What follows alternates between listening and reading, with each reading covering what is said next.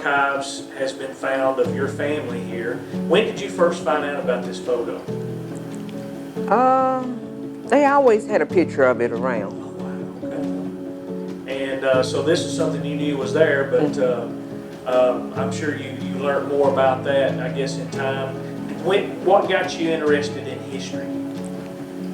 Just seeing how things were, you know, and how far we've come. We've came a long way, but we still need to come a little farther.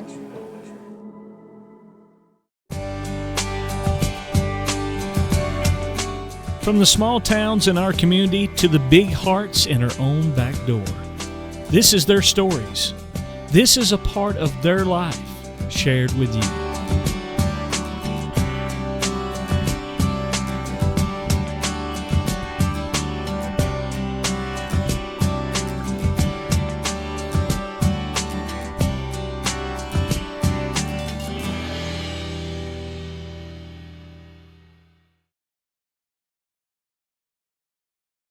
The My Usage app is a way to conveniently pay online, anytime, day or night. You can also come by any Caney Fork Electric office and sign up for the prepay option available using the My Usage app. Know exactly how much electricity is used each day and the cost. Best of all, no monthly bill. You can set up email or text alerts, keep track of your usage, and pay your bill, all with the My Usage app from Caney Fork.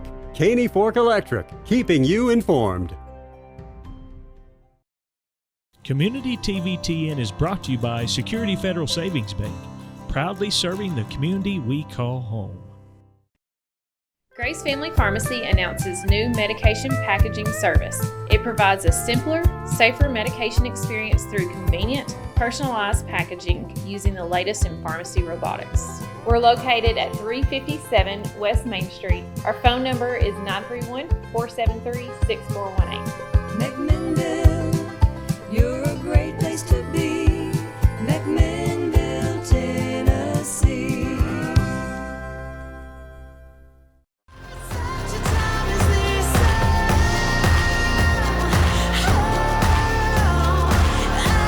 was made for this.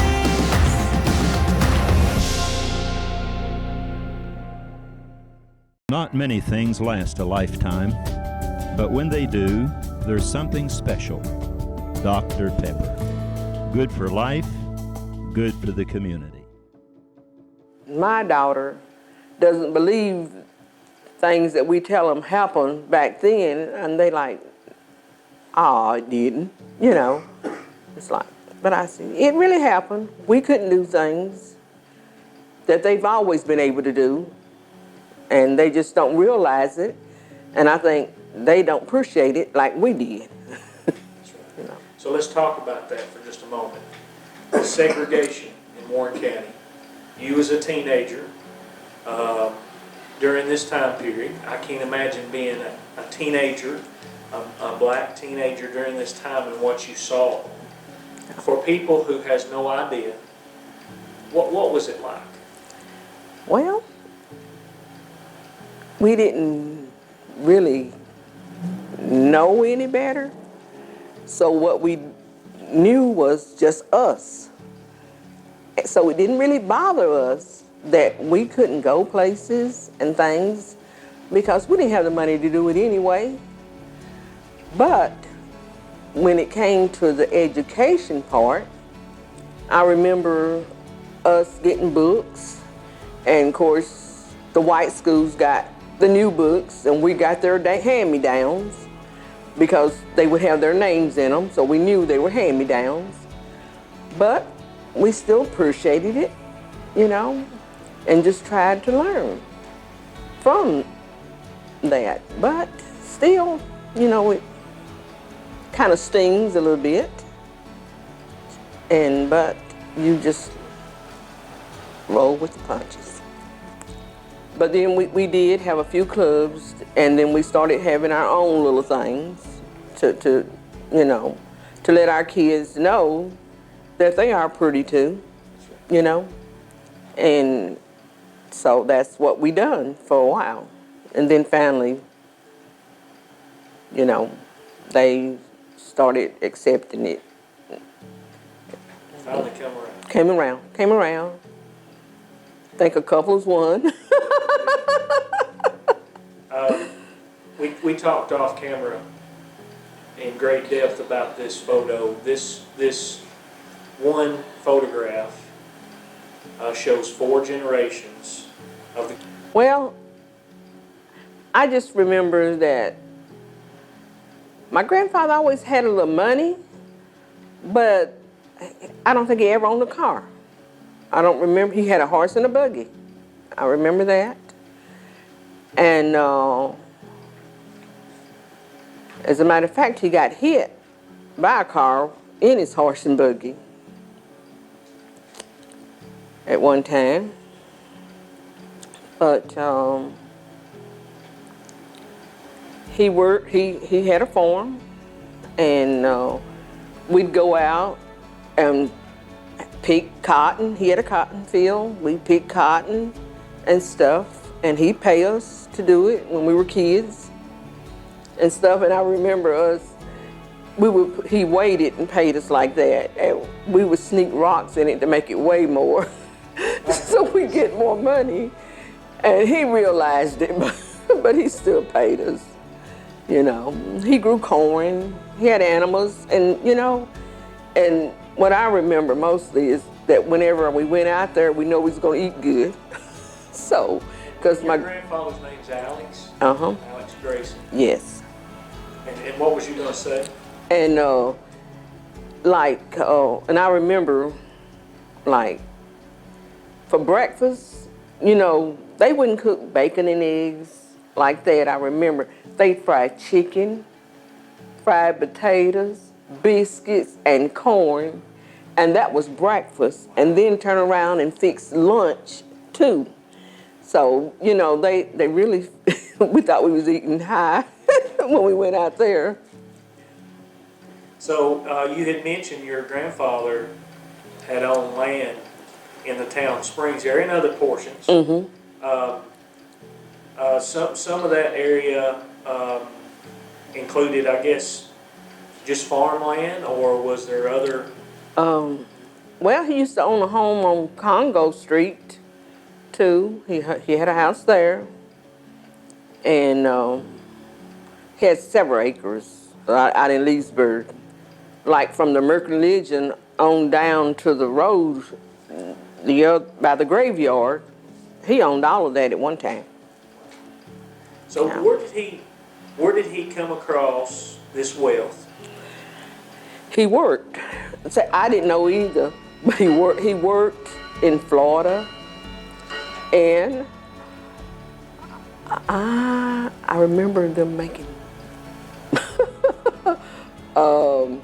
homebrew. Yeah. He sold homebrew, so I guess that they bootlegged. Yeah, my grandfather did too. Yeah, so they done that, done a little this and that, but he always provided for his family, one way or the other. Now you had mentioned also one of your uncles in remembering back of some of the old town at the end of Spring Street. Your uncle owned a cafe.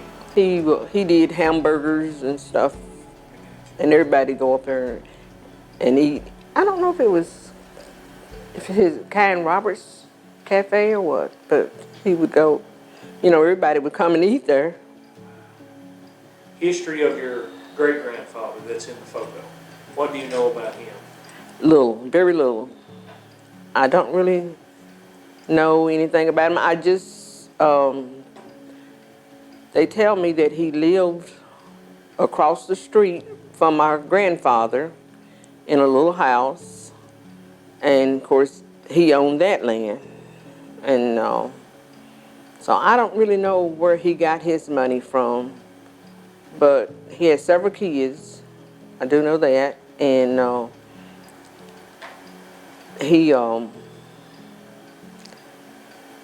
and they all managed to own their own property some kind of way. His kids did. And in this photo, some believe that he was in his 90s. Is that correct? Yes. Said he was about 92 in that photo. Now, what about your mother? Talk just a little bit about your mother. What kind of woman was she? And Well, historically, what would you like to share with us about your mother? well, my mom died when she was like 32, and she had 6 kids then. So really, I always thought my mom didn't have a life to have 6 kids at 32 and die, you know. So we pretty much raised ourselves. And that's when my older sister, some of the aunties and things took them and up north when mom died. But I think mom just was a housewife. My dad worked in the lumber yard, and he was a cope. And my grandfather, his dad, he had a little money. He owned a little land, and as a matter of fact, Cope Street down in the projects, that was his land, and they named that after him. So, and he had a car, but my other one didn't. And I remember we used to ask him, say, Papa, give us a nickel. And he'd say, you say you tickle? You know, he's stingy, very stingy. That's how he made it. Yeah. Miss Gail, what about you? We talked some about the segregation that you saw and the process of all that. We talked a little bit about the Grayson family history, but what about you? You've seen a lot. You remember some of the urban renewal. Yes. And many other things. But what about you? What would you want to share with the rest of the world about the history and what you've learned? Well, I just always wanted to graduate. That was my goal, to graduate. And I did that. And I wanted a job. And at that time, they were hiring in plants. So I got to get a plant job. And I just worked in plants all my life until I retired. And I had one daughter. Me and my husband married and had one daughter. And we both just worked and just to survive, I guess. And pretty much done what we wanted to, you know. So. And so, what's better than that?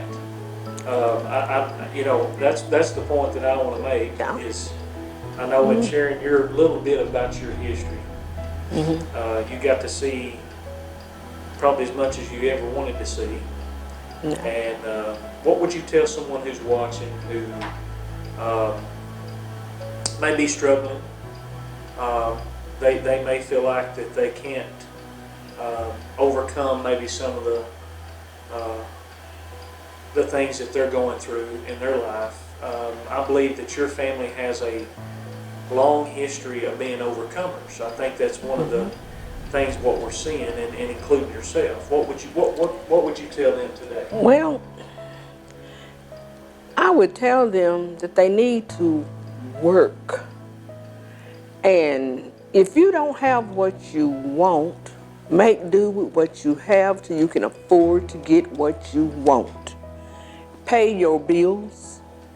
Don't get in a lot of debt. If you cannot pay it, you don't need it. These kids today want to just buy this and buy that and don't even care whether they pay for it or not, you know.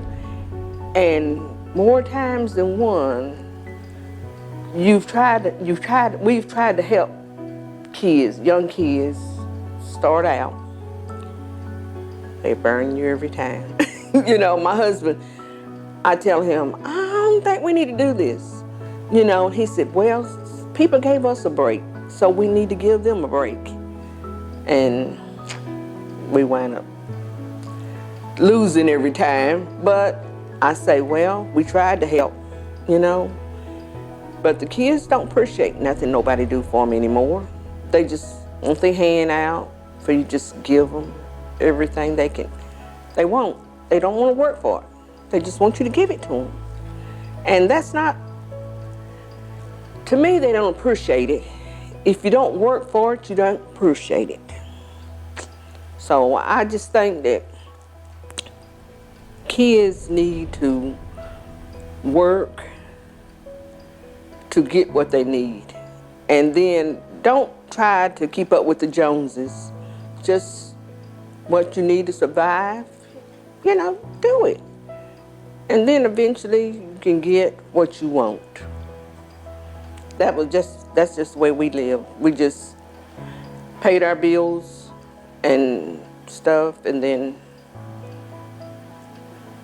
I guess we got lucky, had good jobs, pretty good jobs. My husband had a good job, and I worked, so we made it,